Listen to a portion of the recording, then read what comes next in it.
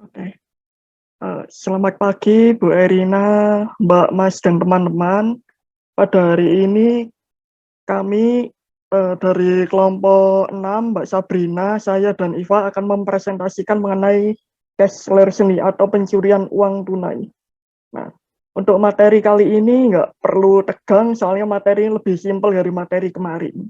Oke, sebelum memulai materi kali ini, pertama akan saya jelaskan mengenai kasus yang berkaitan dengan cash larceny terlebih dahulu. Ya.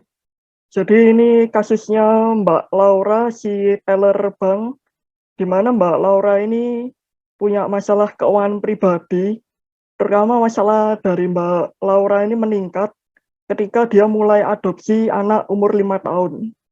Dan si Mbak Laura ini terus terang merasa kurang dengan penghasilannya, dan dari penghasilan ini juga nggak bisa untuk ngerekap utangnya dia sama suaminya. Lalu setelah dipindah ke kantor cabang yang lain, Mbak Laura ini diangkat jadi head of teller dari bank yang tempatnya kerja lah.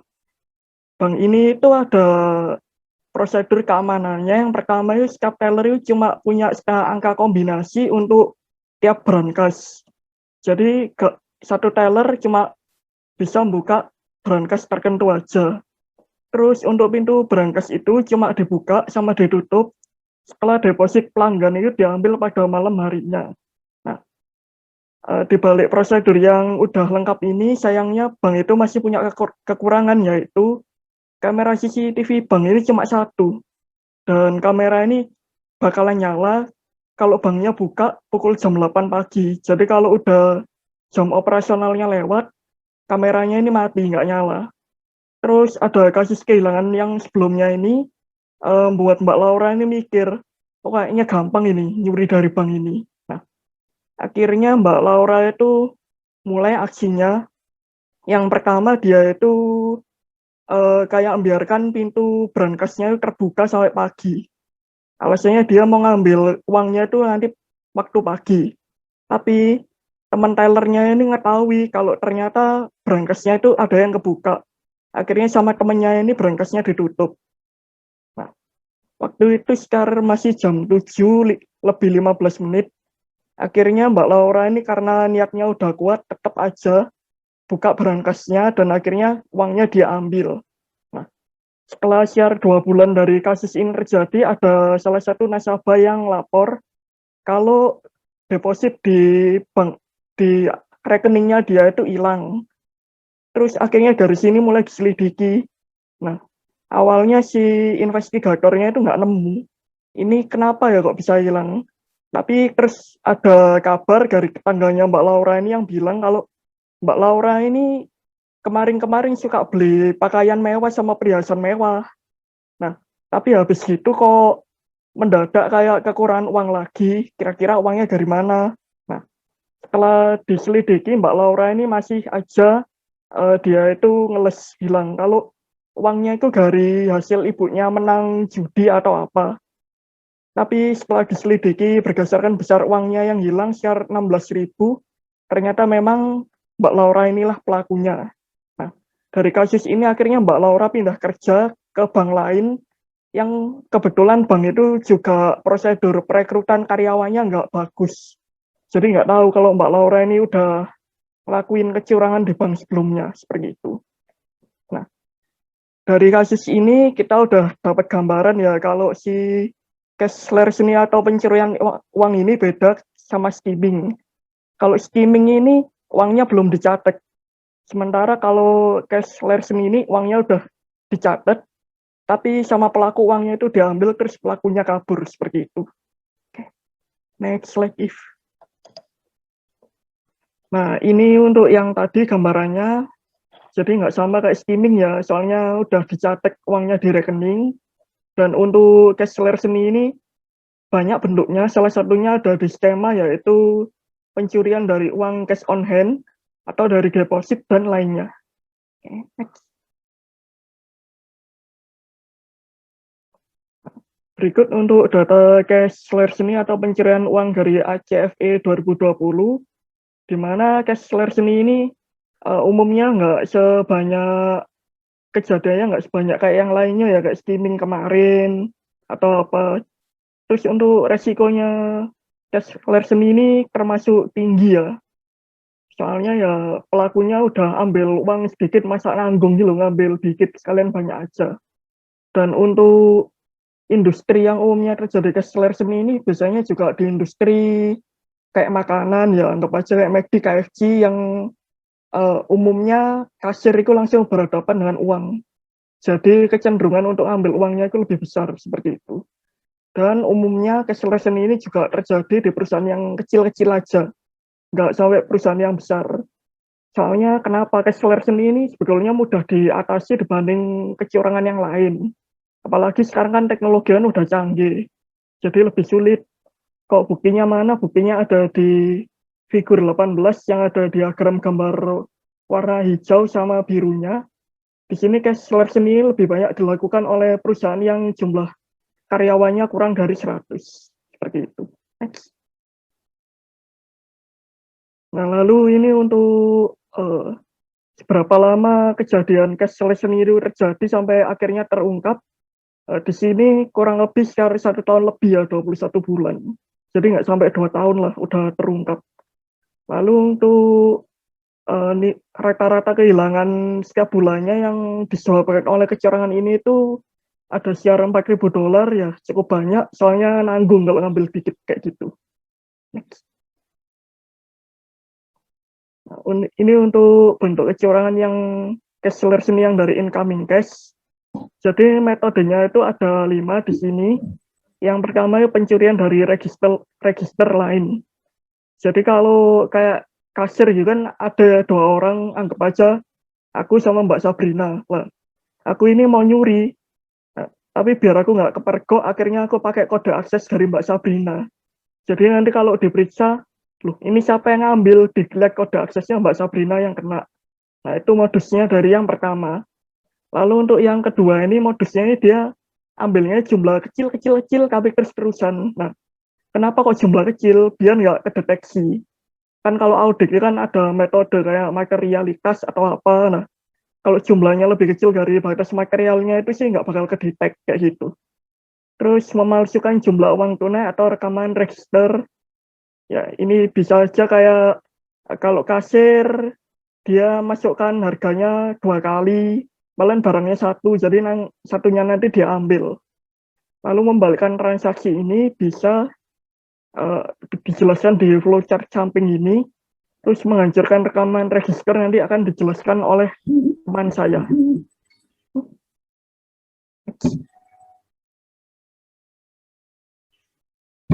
Baik, selanjutnya itu menghancurkan rekaman register. Jika penipu tidak dapat menghasilkan uang tunai dari trade balance, hal terbaik berikutnya adalah mencegah orang lain menghitung total dan menemukan ketidakseimbangan. Nah, karyawan yang mencuri dari register terkadang menghancurkan detail tapes yang akan melibatkan mereka dalam kejahatan. Ketika detail tapes hilang atau rusak, itu mungkin karena seseorang tidak ingin informasi tentangnya diketahui. Terus selanjutnya itu ada order larceny of sales and receivables. Nah, tidak semua pencurian uang tunai itu terjadi pada saat itu point of sales. Karyawan mungkin mencuri pembayaran pelanggan yang masuk sebagai piutang. Nah, berikut ini adalah skema bagaimana order cash larceny ini bisa disembunyikan atau ditutupi. Nah, yang dari atas itu awalnya perusahaan menerima pembayaran atas penjualan. Nah, lalu lalu pembayaran tersebut diposting, tetapi uangnya diambil. Nah, pembayaran ini itu tergantung pakai apa, pakai uang tunai atau pakai cek. Kalau misalkan pembayarannya pakai uang tunai, berarti pencuriannya ini itu bisa langsung ditutupi atau disembunyikan. Kalau pembayarannya pakai cek tersebut dikonversi dulu ke dalam uang kas, lalu setelah itu pencuriannya itu baru bisa disembunyikan. Nah, pencuriannya ini tuh umumnya disembunyikan melalui salah satu dari metode-metode ini. Ada false reconciliation atau false balancing. Terus ada post reversing entries, destroy records of transactions, dan others, dan lain-lain. Nah, yang tadi yang saya jelaskan tadi itu ada 3, ada force balancing, reversing entries, sama pemusnahan catatan. Nah, force balancing ini tuh pelaku memiliki kendali atas simpanan perusahaan dan semua buku besarnya. Karena itu dia dapat menyembunyikan kejahatannya dengan penyimbangan dengan the force balancing, membuat entry yang tidak didukung dalam pembukaan perusahaan untuk menghasilkan keseimbangan fiktif antara kwitansi dan buku besar. Terus yang kedua itu reversing entries. Dalam keadaan di mana pembayaran dicuri tetapi tetap diposting ke jurnal penerima kas, reversing entries ini dapat digunakan untuk menyeimbangkan akun perusahaan korban. Selanjutnya akan dijelaskan oleh Mbak Sabrina.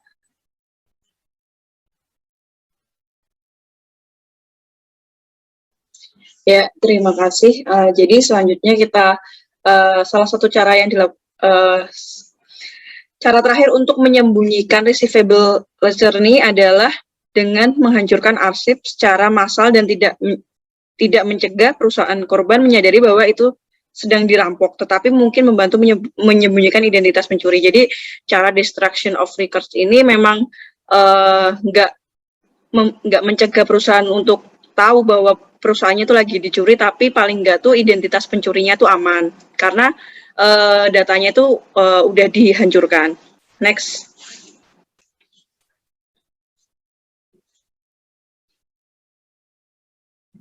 Ya, jadi kita masuk ke pencurian dari deposit. Ya, pegawai yang bertanggung jawab secara fisik mengambil uang perusahaan dan cek ke bank akan memiliki kesempatan untuk mengambil sebagian dari uang sebelum menyetorkannya ke rekening perusahaan.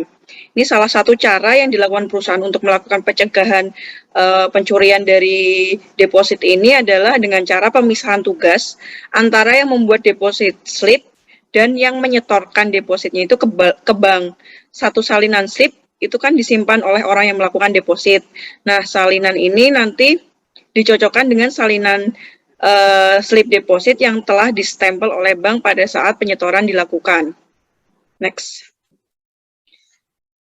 Nah, di sini kita bisa lihat bahwa skema dari pencurian deposit. Jadi cash ledger from the deposit. Jadi apakah si pelaku itu yang melakukan pencurian deposit itu juga merupakan pegawai yang melakukan penyiapan slip deposit. Jika iya, maka dia bisa memalsukan slip itu untuk menutupi uang yang telah dia curi. Atau kalau dia ternyata tidak merangkap jabatan, maka cara kedua untuk mencegahnya adalah dengan cara merekonsiliasi. Tapi kalau jika perusahaan itu tidak melakukan rekonsiliasi antara slip dari bank dan slip yang disimpan, maka si pelaku tuh biasanya akan melakukan pengubahan deposit slip yang telah divalidasi oleh bank untuk menutupi pencurian yang telah dia lakukan. Next. Nah, ini beberapa contoh atau modus atau skema dari deposit larceny. Jadi pertama itu ada seorang karyawan di sebuah perusahaan itu bisa di sebuah perusahaan kecil itu bertanggung jawab untuk menyiapkan dan membuat setoran, kemudian mencatat setoran dalam pembukuan perusahaan dan merekonsiliasi laporan bank. Jadi itu dia melakukan beberapa fungsi untuk di satu orang itu, jadi nggak ada pemisahan tugasnya, sehingga dia bisa dengan mudahnya melakukan pemalsuan slip deposit. Kemudian yang kedua ada kegagalan untuk merekonsiliasi salinan bank dari slip setoran dengan salinan kantor. Jadi kan kadang kita kalau udah melakukan slip setoran deposit ke bank itu harus juga dilakukan rekonsiliasi antara saldo di buku dan saldo di bank secara rutin untuk mengetahui apakah jumlahnya tuh match atau enggak. Nah, kalau misalnya jumlahnya enggak sesuai atau misalnya ternyata lebih banyak yang di buku di buku bank daripada di buku perusahaan daripada di buku bank, berarti kan itu ada uang yang hilang. Jadi dengan cara merekonsiliasi itu harapannya bisa mengurangi bisa mendeteksi deposit ledger ini. Kemudian yang ketiga yaitu menugaskan penyetoran uang kepada orang yang salah. Nah, ini bisa terjadi jika perusahaan itu menugaskan misalnya pegawai baru untuk melakukan penyetoran deposit ke bank. Nah, padahal kan orang baru itu kan rawan kayak untuk melakukan karena barusan pegang uang banyak, jadi kemungkinan besar bisa menyalahgunakan posisinya itu. Kemudian yang keempat ada setoran dibiarkan tanpa pengawasan sebelum disetorkan ke bank. Jadi biasanya di beberapa perusahaan tuh ada juga yang dia udah menyiapkan slip deposit untuk ke bank pada satu hari sebelumnya, tapi baru disetorkan ke banknya tuh besoknya. Nah itu tuh harus ketika ada jeda satu hari kayak gitu, maka slip setoran depositnya itu harus diamankan dulu sebelum dibawa ke bank, karena jika misalnya diletakkan sembarangan, bisa jadi jatuh ke orang yang tidak berwenang dan malah disalahgunakan. Next. Nah, ini adalah cara untuk menutupi deposit ledger nih. Yang pertama yaitu lapping. Terjadi ketika seorang karyawan mencuri setoran dari hari ke-1, kemudian kan hari ke-1 berarti nggak nyetor ya, nah nanti tuh uangnya diganti dengan setoran hari kedua. Nah berarti kan hari kedua nggak nyetor ya, karena untuk nutupin hari ke-1. Nanti hari kedua itu nanti ditutupin pakai setoran hari ketiga dan seterusnya. Nah pelaku itu selalu terlambat satu hari, tetapi selama tidak ada yang melakukan rekonsiliasi dari buku bank ke buku perusahaan, maka kemungkinan pencurian ini tidak akan dideteksi dalam waktu yang singkat. Kemudian yang kedua adalah dengan cara menyembunyikan pencurian deposit itu dengan sebagai deposit in transit. Nah, strategi penyembunyian ini dengan membawa uang yang telah dicuri sebagai deposit in transit. Nah, contohnya seorang karyawan bertanggung jawab untuk menerima penagihan, mengeluarkan kwitansi, memposting transaksi, merekonsiliasi akun, dan membuat setoran. Jadi dia bisa mengakui deposit itu tuh sebagai deposit in transit karena akan baru muncul di pembukuan bank atau di rekening korannya itu baru di bulan depannya. Kemudian next, ya seperti semua skema pencurian uang, mencuri dari deposit ini bisa jadi agak sulit disembunyikan. Dalam kebanyakan kasus skema ini berhasil untuk jangka waktu yang lama, hanya ketika tuh orang yang menghitung uang juga melakukan deposit, jadi nggak ada pemisahan tugas. Dalam keadaan ini keberhasilan skema pencurian ini terutama bergantung pada ketidakpedulian dari mereka yang bertanggung jawab untuk mempersiapkan dan merekonsiliasi deposit. Next. Nah, ini ada salah satu contoh case study. Jadi ini tentang surprise audit. Jadi ada satu namanya Bill Gurado, itu adalah salah satu branch manager di Newfound, atau Newfound itu adalah perusahaan consumer loan finance di salah satu negara bagian US. Nah, kemudian jadi tuh si Bill Gurado ini telah melakukan pencurian deposit karena klien Newfound ini kan banyak ya. Jadi pemasukan untuk Newfound ini banyak. Nah, selama sekitar 1 minggu, Bill Gurado ini membawa sendiri setoran harian ke bank dan menyetorkan uang itu ke rekening pribadinya. Dia memastikan semua laporan harian dikirim ke kantor pusat seperti biasa, kecuali ya slip setoran bank yang diterima. Nah, itu tuh jumlahnya mungkin nggak terlalu banyak ya kalau untuk ukuran perusahaan Newfound. Nah, tapi dia itu belum punya kesempatan untuk mengganti uang yang dia curi. Nah, dan dia itu nggak punya waktu untuk menutupi jejaknya sebelum surprise audit. Nah, suatu ketika karena berdasarkan ilustrasi kasus Newfound ini, kita bisa tahu bahwa salah satu cara mendeteksi ledger ini adalah dengan surprise audit. Hal ini dikarenakan dengan adanya surprise audit, pelaku pencurian tidak mempunyai waktu untuk menutupi jejak pencuriannya. Meskipun pada kasus Belgorado ini sebagai pelaku terungkap karena sebenarnya dia mengakui sendiri kepada Presiden Newfoundnya tentang perbuatannya akibat terkecoh gurauan auditor internal yang berkata akan melakukan surprise audit. Namun Belgorado mengetahui bahwa dengan pengendalian internal perusahaan yang kuat dan karakter auditor internal yang teliti, skeptis, dan sekretif atas hasil kerjanya, maka pencurian yang dia lakukan pasti akan terungkap. Oleh karena itu, dia memilih untuk mengakui terlebih dahulu dibandingkan dibuktikan kejahatannya melalui surprise audit tersebut. Next.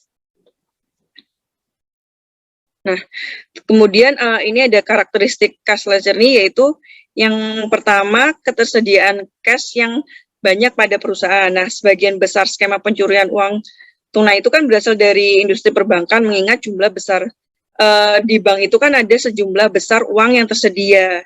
Karena fungsinya dia sebagai agent of trust, jadi dia menerima dana pihak ketiga atau menerima simpanan dari masyarakat, dan juga sebagai dia sebagai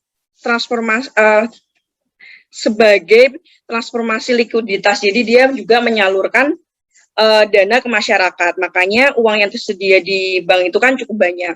Kemudian yang kedua yaitu skema pencurian uang ini sering berkembang di mana kontrol lemah atau tidak ada.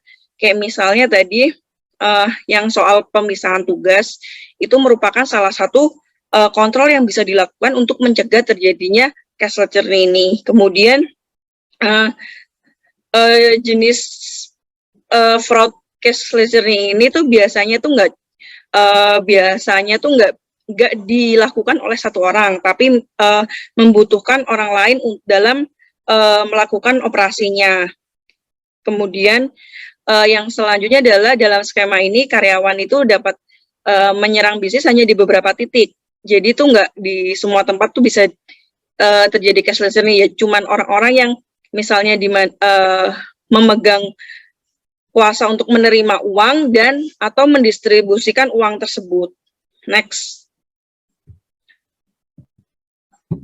Selanjutnya akan dijelaskan oleh teman saya. Baik, terima kasih. Itu selanjutnya ada bagaimana langkah-langkah untuk mendeteksi cashless larceny ini. Itu ada 4 cara. Receipt recording, analytical review, register detection, sama cash account analysis. Nah, yang pertama itu receipt recording. Dalam menganalisis proses penerimaan kas, penting untuk memenuhi beberapa tujuan pengendalian. Nah, yang pertama itu penerimaan kas harus lengkap, harus dipastikan bahwa setiap transaksi piutang yang dicatat adalah sah dan memiliki dokumentasi pendukung. Terus semua informasi yang termasuk dalam transaksi harus diverifikasi jumlah, tanggal, kode akun, dan deskripsinya. Nah, terus uang tunai harus dijaga selama berada dalam kepemilikan fisik perusahaan. Terus harus ada personil yang tepat yang bertanggung jawab untuk mengawasi proses pengendalian kas. Terus total mesin kasir harus disesuaikan uang tunai di laci. Terus daftar independen penerimaan kas harus disiapkan sebelum tanda terima diserahkan ke kasir atau pemegang buku piutang.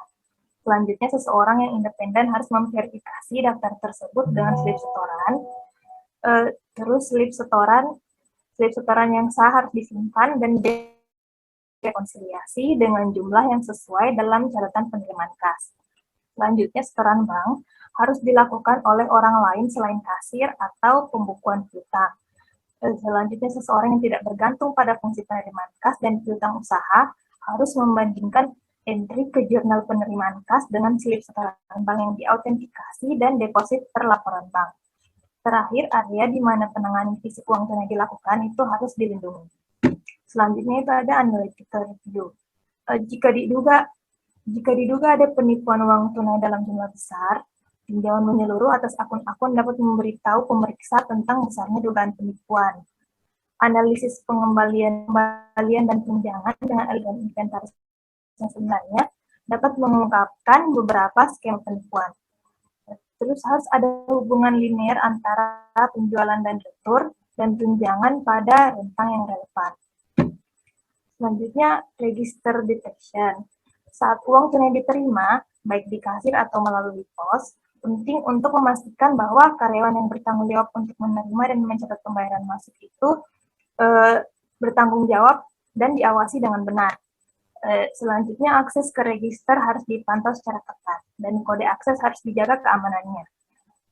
Yang selanjutnya, seorang karyawan selain pekerja register harus bertanggung jawab untuk menyiapkan lembar penghitungan register dan menyetujuinya untuk total register. Terus metode penyembunyian yang populer harus diperhatikan, dan dokumentasi register yang lengkap dan uang tunai harus dikirimkan ke personil yang tepat pada waktu yang tepat. Pencurian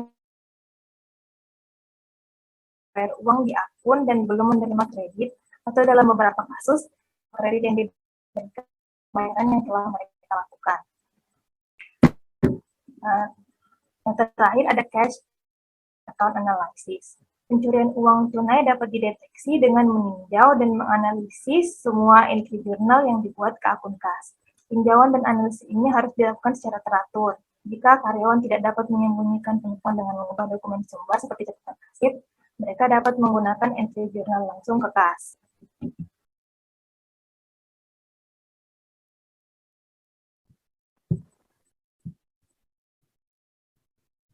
Baik, yang terakhir itu adalah pencegahan terjadinya cashless ini. Itu ada 4.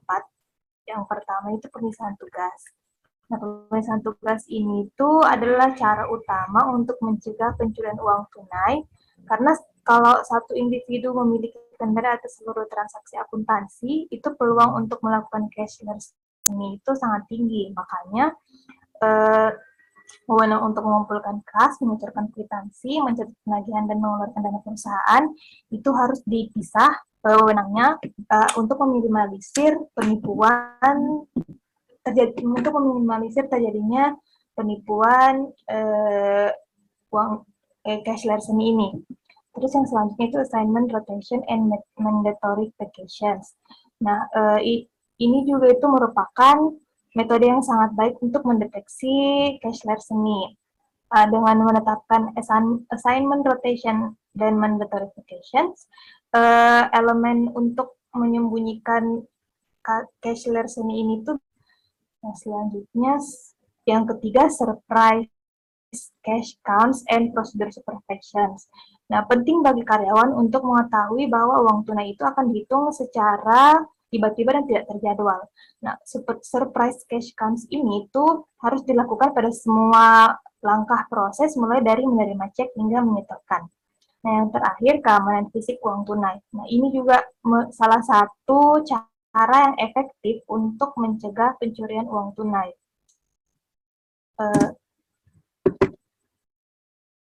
Baik, sekian dari kami. Apabila ada yang ingin ditanyakan, dipersilahkan.